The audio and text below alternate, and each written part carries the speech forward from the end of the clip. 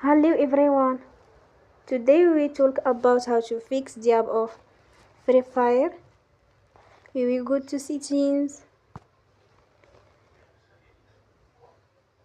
Then we click on apps.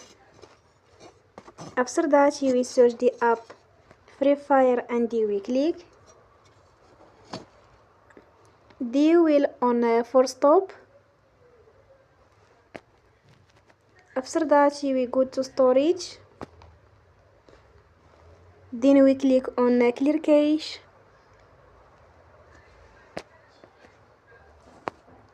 In the end, turn your phone and you will recharge your phone again. Don't forget to support us by like and subscribe. See you next time and thank you for watching.